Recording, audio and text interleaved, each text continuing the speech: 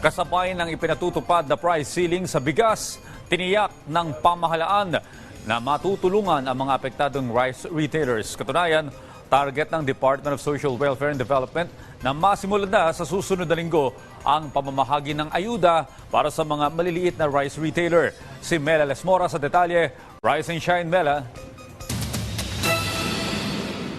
Target ng Department of Social Welfare and Development na masimulan na sa susunod na linggo ang pamamahagi ng ayuda para sa mga maliliit na rice retailer na apektado ng itinakdang price cap sa bigas ng pamahalaan. Ayon kay DSWD Secretary Rex Gatchalian, sa ilalim ng kautusan ni Pangulong Ferdinand R. Marcos Jr., huhugutin sa Sustainable Livelihood Program ng Kagawaran ang gagamiting pondo para sa bagong aid distribution.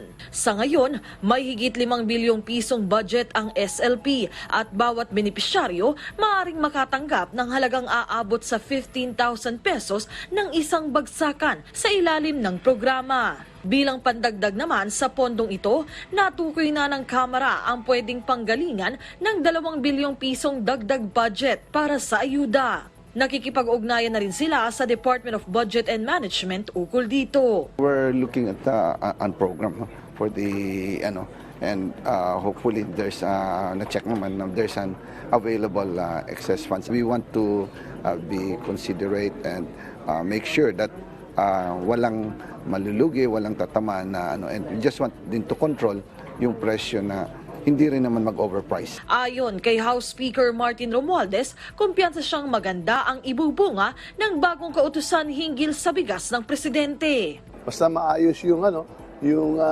mga proseso na dinadaan ninyo, andito din ang gobyerno. Tutulong at susuportahan din kayo. Basta nagtutulungan tayo pare-pareho. Para lalo pang pigilan ang rice hoarding, profiteering at smuggling sa bansa, giit ng House Leader, tuloy-tuloy ang inspeksyon ng mga otoridad sa mga bodega at bilihan ng bigas sa bansa. Hindi lang yan sa Luzon, abot tayo sa Visayas, Mindanao.